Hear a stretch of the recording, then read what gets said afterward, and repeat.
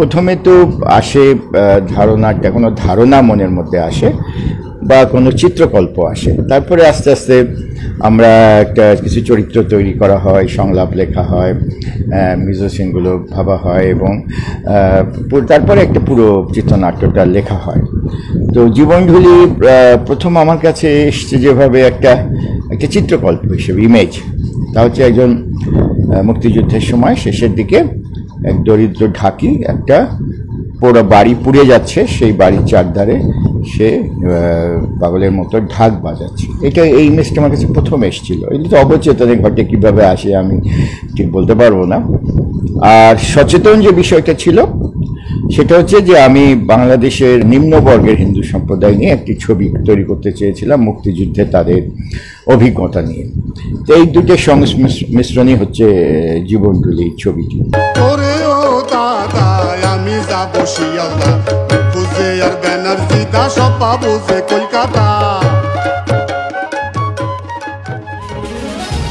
আসসালামু আলাইকুম।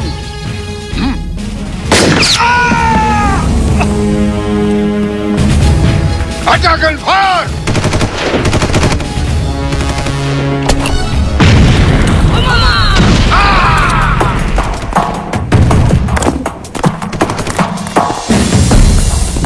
বাংলাদেশের নিম্নবর্গের হিন্দু সম্প্রদায় দুইভাবে শোষিত।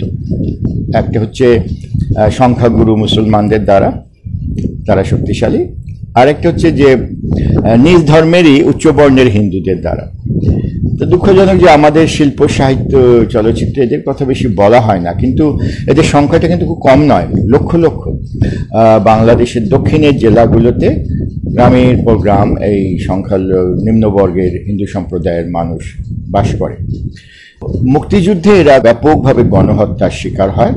৭১ সালে তো সব বাঙালি জীবনই বিপন্ন ছিল, কিন্তু সবচেয়ে বিপন্ন ছিল হিন্দু সম্প্রদায়ের জীবন, এবং তাদের মধ্যে বেশি বিপন্ন ছিল দরিদ্র হিন্দু সম্প্রদায়, নিম্নবর্গের হিন্দু সম্প্রদায়ের জীবন। কারণ রাজাকার বা পাকিস্তান সেনাবাহিনীতে ধরা পড়লে তাদের বাঁচার আর কোনো উপায় ছিল না। আবার যদি দেখা যায় শরণার্থীরা যাচ্ছে, লক্ষ লক্ষ মানুষ, অসহায় মানুষ দিগ্ভ্রান্তের মতো ছুটছে, যেসব ফুটেজ বা স্থিরচিত্র আমরা পাই আমাদের মুক্তিযুদ্ধে, সেখানে দেখবেন কিন্তু এই সম্প্রদায়, এই শ্রেণীর মানুষের সংখ্যাই বেশি। এবং শরণার্থী শিবিরগুলোতে যারা রোগে ভুগে মারা গেছে, কলেরা এবং অন্যান্য অসুখে, তাদের মধ্যেও এই শ্রেণী সম্প্রদায়ের মানুষ বেশি অপেক্ষা করত। অথচ এদের এত ত্যাগ তিতিক্ষা, বলতে পারেন এদের ত্যাগ তিতিক্ষার পরে মধ্যেই ভিত্তিতেই বাংলাদেশ স্বাধীন, কিন্তু এদের কথাটা তেমনভাবে বলা হয় না। আসলে বাংলাদেশের রাষ্ট্র ক্ষমতার বলয়ে বা কর্পোরেট মিডিয়ায় তো এদের কোনো প্রতিনিধিত্ব নাই, সেই কারণে এদের কথা বলা হয় না। তাই আমি চেষ্টা করেছিলাম, ভেবেছিলাম যে আমি এদের নিয়ে একটি ছবি তৈরি করব, এবং সেই কারণে এই জীবনঢুলি চলচ্চিত্রটি আমরা তৈরি করি। প্রথম কথা, চিত্রনাট্য লেখার পরে যা হয়, আমরা অনেক একসাথে আমরা বসি, আমাদের ইউনিট, নানা রকম আলোচনা হয়, সব হয়, এবং তারপরে কাজ থাকে লোকেশন খুঁজে পাওয়া। তো আমি আমার বিভিন্ন কাজে তো আমাকে বাংলাদেশের সব জায়গাতেই প্রায় ঘুরতে হয়, সবসময় আমরা ঘুরি। তো কিছু প্রাথমিক আমার পছন্দ হলে তখন আমি আমার শিল্প নির্দেশক উত্তম গুহকে সঙ্গে নিই, এবং আমরা দুজনে জায়গাগুলো পছন্দ করি। আমি তানভীর ভাইয়ের সাথে দীর্ঘ 25 বছর যাবৎ যেহেতু কাজ করছি, উনি যখনই কোনো ছবির স্বপ্ন দেখেন, সেই স্বপ্নটাকে বাস্তবায়ন যখন উনি রূপ দিতে চান, তখনই বিশেষ করে আমি, চিত্রলেখা, তারপরে শাবাব আলী আরজু, আমরা সবাই মিলেই আলোচনায় বসে যাই বিভিন্ন ক্ষেত্র নিয়ে। তো জীবনঢুলির যে বাড়িটি হবে, তারপরে দত্তবাড়ির এই সম্ভ্রান্ত হিন্দু পরিবারটি যে বাড়ি, এগুলো আমরা খুঁজে পাই। জীবনঢুলি বাড়িটি আমরা বৈঠাঘাটার এক গ্রামে এবং ফুলতলা গ্রামে, এবং দত্ত বাড়িটি এটা ব্রাহ্মণবাড়িয়ার নাসিরনগর, এখানে আমরা পাই। আর এছাড়া নদীর পাড়, বাঁধের, এগুলো আমরা খুলনার দক্ষিণ অঞ্চলে এগুলো আমরা খুঁজে পেয়েছিলাম। তো লোকেশন খোঁজা একটা বড় কাজ থাকে। তারপরে একটা কাজ থাকে হচ্ছে কাস্টিং, সঠিক চরিত্রগুলোর জন্য সঠিক অভিনেতা নির্বাচন। অনেকে বলেন যে কাস্টিং ইজ 50% জব ডান ছবির জন্য। তো এটা ব্যাপারে আমাদের খুব সহায়তা করেন চিত্রলেখা গুহ, যিনি নিজে অভিনেত্রী বিধায় উনি জানেন যে কে এখন ভালো অভিনয় করছে বা কোন চরিত্রের জন্য কার লোক বা অভিনয় ক্ষমতা ভালো হবে? আসলে পরিচালক তানভীর ভাইয়ের সাথে আমার দীর্ঘদিনের একটা কাজ করার অভিজ্ঞতা আছে। মানে উনি আমাকে সুযোগ করে দিয়েছিলেন ওনার চিত্রা নদীর পাড়ে চলচ্চিত্র থেকে ওনার সাথে কাজ করার জন্য। তো সেই ধারাবাহিকতায় যখন জীবনঢুলি চলচ্চিত্রটি উনি নির্মাণ করার জন্য ভাবলেন, তখন উনি আমার উপরে যে একটা দায়িত্ব সবসময় দিয়ে থাকেন ওনার চলচ্চিত্র নির্মাণের ক্ষেত্রে, সেটা হচ্ছে চলচ্চিত্রের শিল্পী নির্বাচন, চরিত্র অনুযায়ী এবং পোশাকের ব্যাপারটা। তো সেই হিসেবে এই জীবনঢুলি চলচ্চিত্র নির্মাণের আগে মানে একেবারে গল্প ভাবনা থেকে শুরু করে ওনার চিত্রনাট্য তৈরি, খসড়া, তারপর শুটিং স্ক্রিপ্ট, প্রত্যেকটা ক্ষেত্রে উনি ওনার টিম মেম্বারদের সাথে সবসময় আলোচনায় করেই এগুলি করে থাকেন। জীবনঢুলি চলচ্চিত্রের যখন এই দায়িত্বটা আমার উপরে আসে যে শিল্পী নির্বাচনের ব্যাপারটা, তখন আসলে আমাদের অনেক কিছুই মাথায় রাখতে হয়। যেমন আমাদের বাজেটের স্বল্পতা, তারপর আমাদের সামাজিক প্রেক্ষাপটে অনেক সীমাবদ্ধতা থাকে। তবে এই কথা ঠিক, আমরা একেবারেই আপোষ করি না, বিশেষ করে পরিচালক তো একেবারেই নয়। ওনাকে আমি চেষ্টা করি মানে প্রত্যেকটা চরিত্রের জন্য মানে একটা চরিত্রের পেছনে প্রায় ৩-৪ জন করে শিল্পী নির্বাচন করি, ওনার সব টিম মেম্বারদেরকে নিয়ে উনি বসেন এবং সেভাবেই চলচ্চিত্রটির জন্য শিল্পী নির্বাচন হয়েছিল। তো আমরা যারা মূল চরিত্র, প্রধান চরিত্র, জীবনঢুলির ভূমিকা সবচেয়ে মেইন প্রোটাগনিস্ট, এটা শতাব্দী, ওয়াদুদ, তার স্ত্রী সন্ধ্যারানীর চরিত্রে জ্যোতিকা জ্যোতি বা তাদের ওয়াহিদা মল্লিক জলি, এইসব মূল চরিত্র যখন আমরা নির্ধারণ করে ফেলি তখন যাকে বলে মাইনার ক্যারেক্টার, এবং আমাদের ছবিতে প্রচুর সাধারণ মানুষ, গ্রামবাসী অভিনয় করেছে, তাদেরকে আমরা স্থানীয়ভাবে খুঁজে পেয়েছি। কাস্টিংয়ের পরে একটা বড় কাজ থাকে পোশাক। এই কাজটাও দেখেন চিত্রলেখা গুহ আর ওর একটা টিম আছে। এই চলচ্চিত্রের পোশাক নির্বাচনের ক্ষেত্রে আমাকে অনেক কিছুই মাথায় রাখতে হয়েছে। 1971 সনের আমাদের বাংলাদেশের প্রেক্ষাপটে এবং যেই চরিত্রগুলি আছে এই চলচ্চিত্রে, তাদের অর্থনৈতিক অবস্থান, তাদের সামাজিক অবস্থান, তাদের ভৌগোলিক অবস্থান, মানে দেশের কোন অঞ্চলের মানুষ, সব কিছু মিলিয়ে পোশাক নির্বাচনের ব্যাপারটা আমার মাথায় রাখতে হয়েছে। জীবনঢুলি চলচ্চিত্রটির ক্যানভাসটা তো বিশাল, আর যেহেতু অনেক অভিনয় শিল্পী অভিনয় করেছেন, মানে প্রচুর চরিত্রের সমাগম, মূল চরিত্র, পার্শ্ব চরিত্র, পরিবেশ সৃষ্টিকারী চরিত্র। আপনারা চলচ্চিত্রটি যখন দেখবেন তখন দেখবেন যে এখানে বেশ কিছু দৃশ্য রয়েছে যেখানে ধরেন প্রায় শত মানুষ অভিনয় করেছে। বিশেষ করে একটি গণহত্যার দৃশ্য আছে, শরণার্থীদের দৃশ্য আছে। এই চলচ্চিত্রে যখন আমি কাজ করতে যাই, এই জিনিসগুলো আমাকে মাথায় রাখতে হয়েছে যে এক একটি দৃশ্যে হয়তো এরকম শত অভিনয় শিল্পী অভিনয় করবে। আমি আসলে বিভিন্ন জায়গায় গিয়ে, গ্রামাঞ্চলে, তারপরে আমার আত্মীয় স্বজন, আমার বন্ধু বান্ধব এবং আমার বয়োজ্যেষ্ঠ যারা আছেন এবং আমার পরিবারের যারা আছেন, প্রত্যেকের কাছ থেকে আমি পোশাক সংগ্রহ করেছি। বিশেষ করে তৎকালীন সময়ের পোশাক যাদের কাছে আছে, আমি প্রত্যেকের কাছ থেকে পোশাক সংগ্রহ করেছি 1971-এর কথাটা মাথায় রেখে। আর তাছাড়া যেখানে শুটিং করতে গিয়েছি আমরা, বিশ্বাস করবেন কিনা জানি না, বাংলাদেশের মানুষ আসলে একটা ভালো কাজের জন্য ঝাঁপিয়ে পড়তে তাদের মানে একেবারেই পিছপা হন না। আমি যখনই বলেছি যে আমাদের মহান মুক্তিযুদ্ধের উপরে এই চলচ্চিত্রটি নির্মাণ হচ্ছে, আপনার এই পোশাকটি আসলে আমার এই চরিত্রের জন্য খুবই মানানসই, যদি একটু দেন। হয়তো দেখা গেছে ওই ভদ্রলোকের বা ভদ্রমহিলার খুবই জীর্ণ একটি শাড়ি পরা আছে বা একটি জীর্ণ লুঙ্গি পরা আছে, আমি তাদেরকে হয়তো নতুন কাপড় দিয়ে আমি সেই জিনিসগুলি নিয়ে নিয়েছি।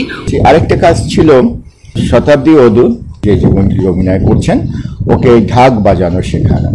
এই ছবিতে ওকে অনেক ঢাক বাজাতে হচ্ছে, ছবির প্রায় প্রথম থেকে শেষ দৃশ্য পর্যন্ত।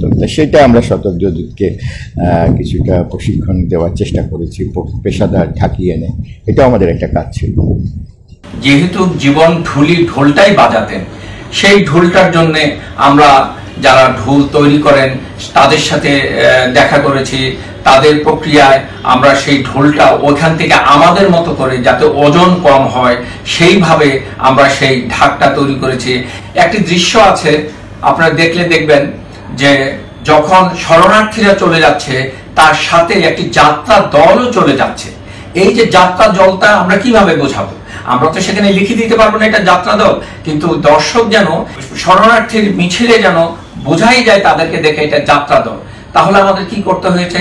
সেখানে আমাদের অনেকগুলো তলোয়ার তৈরি করতে হয়েছে, অনেকগুলো মুখোশ তৈরি করতে হয়েছে, বাঘের মুখোশ, মানুষের মুখোশ, অসুরের মুখোশ, এগুলো কিন্তু সব আমি মন্ডা দিয়ে নিজ হাতে তৈরি করেছি। সেটার ব্যাপারে আমরা উত্তম গুহের উপরে ব্যাপকভাবে নির্ভরশীল এবং উত্তম খুবই সুযোগ্য এই কাজটাতে। তো এমনি আমাদের তো ধরুন আমরা বাস্তবধর্মী ছবি তৈরি করি, ফলে চেষ্টা করি, ফলে আমাদের কৃত্রিম সেট আমাদের ছবিতে আমরা অত ব্যবহার করি না। তানভীর ভাই যখন চিত্রনাট্যটা কমপ্লিট করেন তখন চিত্রনাট্যটা আমাদেরকে দেন, আমরা চিত্রনাট্যটা খুব পুঙ্খানুপুঙ্খভাবে পড়ি এবং পড়ে আমরা ভাবি যে এটা কখন কিভাবে কোথায় কিভাবে করা যায়। তারপর তানভীর ভাইয়ের সাথে একাধিকবার আমরা বসি, চিত্রনাট্য নিয়ে লোকেশনটা কি হবে, কোন জায়গায় হবে, এটা বাজেট কেমন থাকবে, একটা তো বাজেটের ব্যাপার থাকে সবকিছুর মধ্যে। তো সেই জন্য আমরা ম্যাক্সিমাম তানভীর ভাইয়ের শুটিংগুলো আমরা আউটডোর লোকেশনে যাই।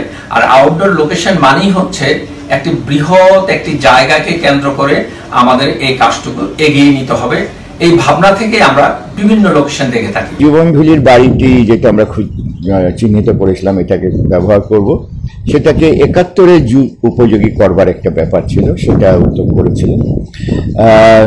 নাসিরনগরের দত্ত বাড়িটি আমাদের বেশি পরিবর্তন করতে হয়নি, ওটা আমরা প্রায় যেরকম পেয়েছি সেভাবেই প্রায় ব্যবহার করতে পেরেছি। যেটা আমাদেরকে সেট করতে হয়েছিল এই ছবির জন্য সেটা হচ্ছে যে দোতলা বাড়িটিতে হিন্দু গৃহবধূটাকে রাজাকাররা আটকে রাখবে ধর্ষণ করার জন্য, সেই বাড়িটি এবং ওর পাশে রাজাকারদের যে অফিস হবে, কার্যালয়, এই দুটো আমাদের তৈরি করে নিতে হয়েছে, দুটো যাতে পাশাপাশি কাছাকাছি থাকে। এবং উত্তম খুব চমৎকার কাজ করেছেন বলবো, কারণ আমাদের এমনভাবে ভাবতে হয়েছে যে এই বাড়িটি, দোতলা বাড়িটি এমন সব উপাদান দিয়ে তৈরি হতে হবে যে খুব দ্রুত আগুনে পুড়ে যায়, আমাদের ১-২ ঘন্টার শুটিং এর মধ্যেই যেন পুরো বাড়িটা ধূলিসাৎ হয়ে যায়। আমি যখন আউটডোরের লোকেশনে যাই, কারণ টিমের অনেক আগেই কিন্তু আমি চলে যাই, ১ মাস ১.৫ মাস ১৫ দিন আগেই কিন্তু আমি লোকেশনে চলে যাই। আমার সাথে যারা সহকারীরা থাকেন তাদের প্রথম কাজটুকুই আমি দেই যে আমরা যখন সেটটা তৈরি করি তখন তৈরি সময়টা ছাড়া যে সময়টুকু থাকে আমরা গ্রামে গ্রামে গ্রামে গ্রামে প্রত্যেকটা মানুষের বাড়িতে ঘুরে ঘুরে দেখি কার বাড়িতে কোন প্রপসটা আমার ওই সিকোয়েন্স অনুসারে যুগ অনুসারে ব্যবহার করতে পারি, তখন তাদেরকে বলে অথবা যৎসামান্য অর্থ দিয়ে আমরা সেই প্রপসটা নিয়ে আসি। এইভাবেই মূলত প্রত্যেকটা ছবির প্রপস এন্ড রিকুইজিশন আমরা কালেক্ট করি এবং যেটা একেবারেই না পাওয়া যায় তখন এটা পুরোটাই আমার নিজ হাতে তৈরি করতে হয়।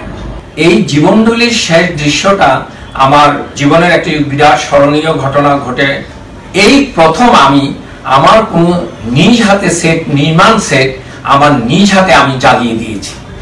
আমার মনে আছে আমরা যখন শুটিং করে ফিরে আসি, একটা বাসে আমরা ফিরে আসছিলাম, আমি হু হু করে কাঁদছিলাম এবং শতাব্দী আমার হাত ধরে পিঠের মধ্যে হাত রেখে বলছে, দাদা দাদা আপনি কাঁদবেন না। কিন্তু সত্যি ওই দৃশ্যটা আমার এখনো চোখে আসে যে যেই সেটটা আমি নির্মাণ করেছিলাম সেই সেটটা আমি নিজে আগুন দিয়ে পুড়িয়ে দিয়েছিলাম। এবং এই প্রসঙ্গে আমি মাহফুজ ভাইয়ের কথা, চিত্রগ্রাহক মাহফুজ ভাইয়ের কথা না বললেই নয়, তিনি আমাকে যথেষ্ট সাহায্য করেছেন। আমি শুধু তানভীর ভাইয়ের আর্ট ডিরেক্টর ছিলাম না, আমি তানভীর ভাইয়ের প্রধান সহকারী পরিচালকও ছিলাম, যার ফলে একেবারে চিত্রনাট্যের শুরু থেকে একদম যেদিন পর্যন্ত ছবিটা মানুষের সামনে যায় তার আগ পর্যন্ত প্রত্যেকটি স্তরে আমার কাজ করতে হয়েছে।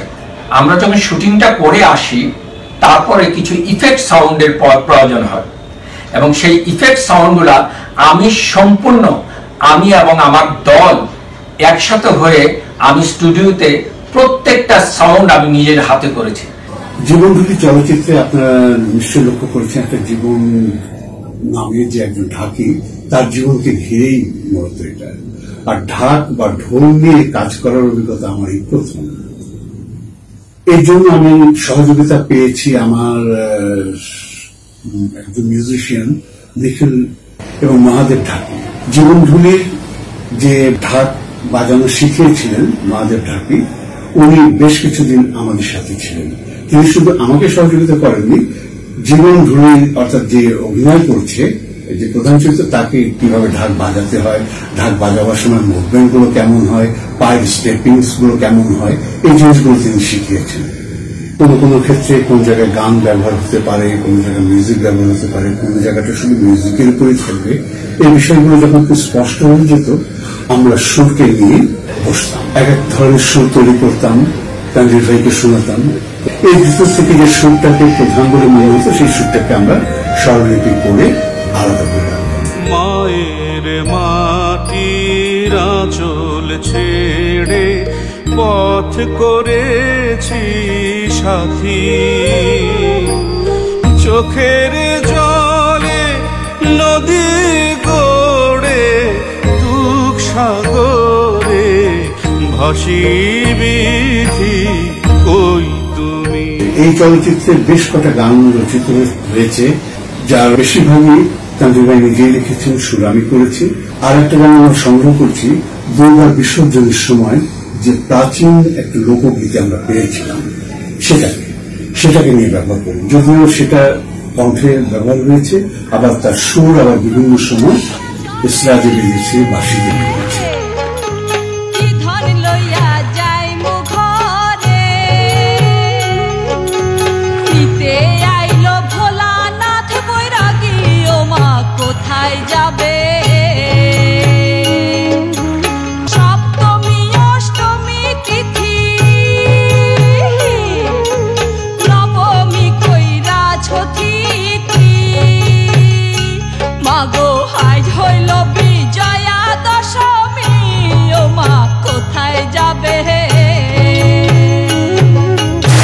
এছাড়া আর একটা ছোট্ট একটা গান ঠিক বলবো না, কয়েকটা পংক্তি লিখেছেন, যে পংক্তিটা লেট মোটিভের মতো বারবার ঘুরে ঘুরে আসছিল। সেই গানটা এটাও তানভীর ভাই লেখেন, এটা বৈতালিকে একেবারে তাল ছাড়া। এটাও কখনো এসছে কণ্ঠে, কখনো এসছে বাদ্যযন্ত্রে। এই গানটা যেমন এই অংশটা যেটা বলি, জীবনধনী যখন আবার ফিরে আসলো দেশে, ফিরে আসবার পর রাজাকারদের দলে যুক্ত হলো এবং তাদের জুতা সেলাই বা এই জাতীয় কাজের যখন সে লাগলো, তখন তার এই যে বেদনা বোধটা, সেই বেদনা বোধটা আনবার জন্য এই ছোট্ট কয়েকটা পংক্তি ব্যবহার করেছে। আমার মতো অভাগায়া এই ভুবনে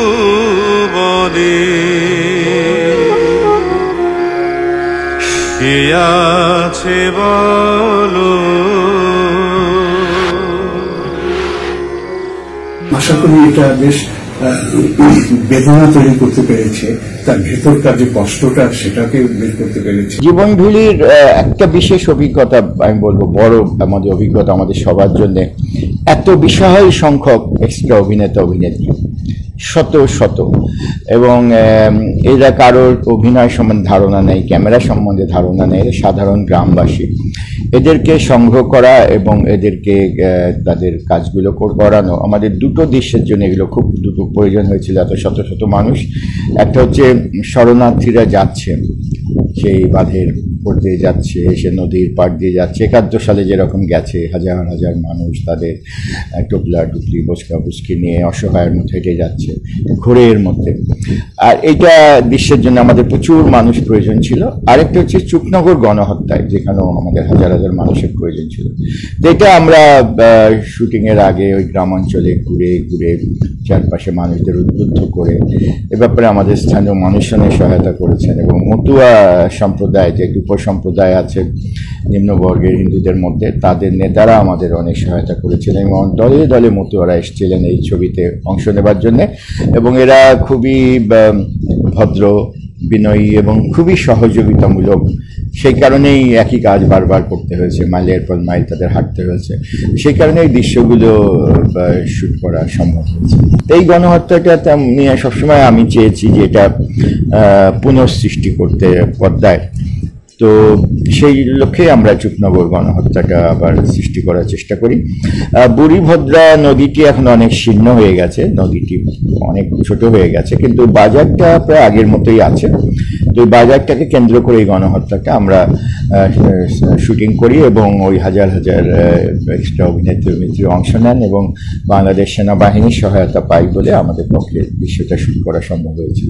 আসলে অনেক অভিজ্ঞতাই তো হয়েছিল এত এত মানুষ নিয়ে কাজ করা, তবে একটা অভিজ্ঞতা আমি প্রথমে বলতে চাই, সেটা চুকনগর গণহত্যা নিয়ে।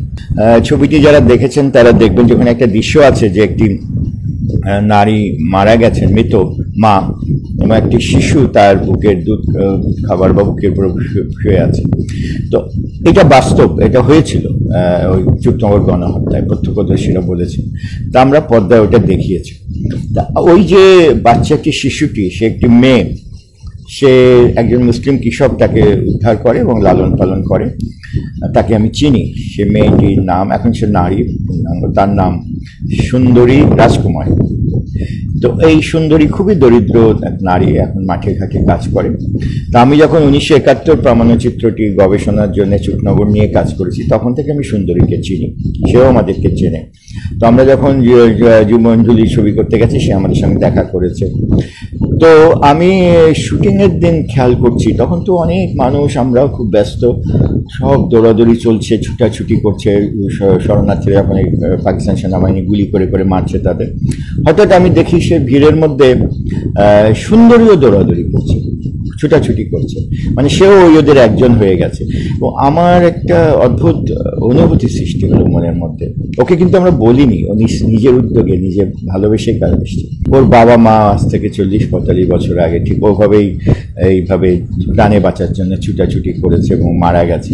সেই মেয়ে, ছোট শিশুটি আজকে এত বড় হয়েছে। এটা একটা অন্যরকম একটা অনুভূতি সৃষ্টি হয়েছিল। আমার ওই ব্যস্ততার মধ্যেও বলতে পারেন আমার মনটা বেশ খারাপ হয়ে গিয়েছে। আসলে আমাদের ইউনিটটি ছোট এবং আমাদের সম্পদও কম, কিন্তু আমাদের ইউনিটটি এই দক্ষতাটা অর্জন করেছে হয়তো এতদিনে, যে অল্প আয়োজনে অনেক বড় কাজ করতে পারা।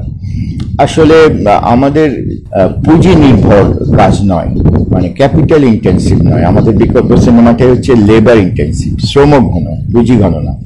তো পুঁজির অভাবটা আমাদের পরিশ্রম করে, আমাদের আন্তরিকতা দিয়ে পুষিয়ে নিতে হয়। তো আমাদের ইউনিটে সেটা করতে অভ্যস্ত, যেটা হচ্ছে যে কোনো কোনো দৃশ্যে যে অনেক মনে হয় বিশাল আয়োজন, আসলে অত বড় আয়োজন নয়, মানুষ অনেক বেশি। এটা সম্ভব হয়েছিল কারণ আমরা শুটিংয়ের অনেক আগে থেকে ওর আশেপাশে গ্রামগুলোতে ঘুরেছি, ছোট ছোট সভা সমাবেশ করেছি, মানুষকে উদ্বুদ্ধ করেছি।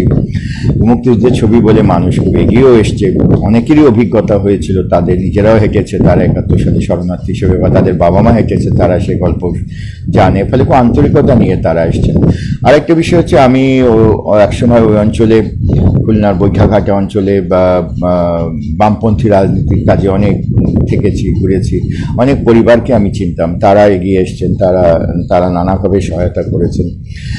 দুজনের কথা তো আমাকে বলতেই হবে। একজন আমার বিশেষ বন্ধু, কলেজের অধ্যাপক, স্থানীয় বামপন্থী নেতা ছিলেন, অচিন্ত, ও আমাকে খুব হেল্প করেছে, অচিন্ত বিশ্বাস। এবং আরেকজন হচ্ছে বৈঠাঘাট 2 নম্বর ইউনিয়নে যিনি চেয়ারম্যান, মনোরঞ্জন মণ্ডল, জনপ্রিয় এক চেয়ারম্যান, উনিও ওনার সমস্ত শক্তি দিয়ে আমাদের পেছনে ছিলেন, লোকবল ইত্যাদি। সেই কারণে এটা সম্ভব হয়েছে। আরেকটা কারণে সম্ভব হয়েছে, মতুয়া যে উপসম্প্রদায় আছে নিম্নবর্গের হিন্দুদের, এবং আমাদের দক্ষিণ বাংলায় অনেক মতুয়া আছেন, লক্ষ লক্ষ, তাদের নেতা নেত্রীরা আমাদের খুব সহায়তা করেছেন। তারাও ঘুরে ঘুরে মানুষজনকে উদ্বুদ্ধ করেছেন এবং বৈঠাঘাটা থেকে, ডুমুরিয়া থেকে, এমনকি বাঘিরাটের ফকিরহাট থেকেও অনেক অনেক নৌকা ভরে, বাস ভরে মতুয়ারা এসেছিলেন।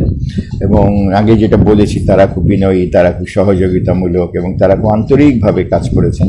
সেই কারণেই যেন মনে হয় যে অনেক, এত মানুষ যখন, এটা কোনো হলিউড প্রোডাকশন বা তো খুব বিগ বাজেট, সেরকম কিছু নেই। আমাদের খুবই স্বল্প বাজেটের ছবি, সেফ শ্রম এবং মানুষের ভালোবাসা দিয়ে এই আয়োজনগুলো আমরা করতে পেরেছি।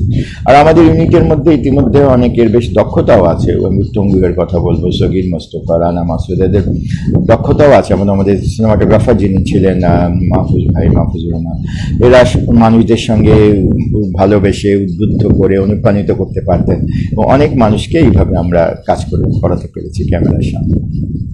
আসলে আপনি যদি শত শত বছর ধরে শোষিত থাকেন, নিপীড়িত থাকেন, তাহলে হয় কি আপনি আপনার আত্মবিশ্বাসটা হারিয়ে ফেলেন, যেটা আমাদের হিন্দু সম্প্রদায়ের নিম্নবর্গের বা দলিতদের ক্ষেত্রে হয়তো ঘটেছে। শত শত ধরে তারা নির্যাতিত, তার ফলে হয় কি এক ধরনের প্যাসিভিটি তৈরি হয়ে যায়, এক ধরনের ভাগ্যের উপরে নির্ভরতা তৈরি হয়ে যায়, নিজের উদ্যোগ মানুষ হারিয়ে ফেলে, তার আত্মবিশ্বাসটা হারিয়ে ফেলে। এই আমরা দেখেছি এরকম, এবং তাদের শরীরের ভাষাও এরকম হয়, কেমন যেন একটু ভেঙে চুরে দাঁড়ায়, সবসময় একটু বিনম্র থাকে ইত্যাদি। এটা এই হাজার বছরের শোষণ এবং বঞ্চনার থেকে এই ধরনের আসে। জীবন কৃষ্ণ দাসকে তার এই সামাজিক আবহে থেকে বিচার করতে হবে।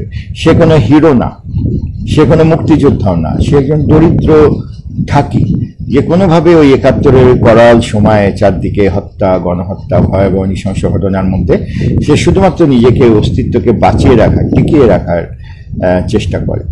হ্যাঁ, এটা দেখানো যেত যে সে হঠাৎ করে খুব খেপে গিয়ে কোনো রাজাকারের রাইফেল কেড়ে নিয়ে সবাইকে মেরে টেরে বাংলা সিনেমায় যেমন হয় সে মেয়েটিকে উদ্ধার করে ফেলল। এতে হয়তো অনেকের ইচ্ছা পূরণ হতো, কিন্তু এটা ঠিক বাস্তব হতো না, চরিত্রানুগ হতো না। আমি বা আমার ফিল্ম ইউনিট তো ফিল গুড মুভি তৈরি করি না, আমরা চেষ্টা করি বাস্তব যেরকম সেরকম। সেটা হয়তো অনেকের অত ভালো লাগবে না, কিন্তু এটাই এরকম। সেটা করলে অবাস্তব। আমার দায় নেই যে কারো ইচ্ছা পূরণ করা। দর্শক চাইছিল, আমি জানি, যে সে মেয়েটাকে উদ্ধার করুক, একটা মেয়ে পুড়ে মারা গেল, কিন্তু ৭১-এ তো এরকম ঘটনা ঘটেছে, আরো খারাপ ঘটনাও ঘটেছে। তো আমরা কেন চাইবো দর্শক খুব একটা মন নিয়ে সিট থেকে উঠে বাড়ি চলে যাক? না, সবকিছু তো আবার ভালোই আছে, মেয়েটা উদ্ধার হয়েছে। তো উদ্ধার হয়নি, হাজার হাজার লক্ষ লক্ষ নারী বা মানুষ এই নানাভাবে প্রাণ দিয়েছে ৭১ সালে। এটা বার্টল ব্রেস্ট, জার্মান নাট্যকার, বলেছিলেন যে all artistic appreciation depends on one's political outlook. একজন মানুষের রাজনৈতিক বিশ্বাস থেকেই তার শিল্পবোধটা কেমন হবে সেটা নির্ভর করে, কোন শিল্প সে ভালোবাসবে, কোনটা ভালোবাসবে না।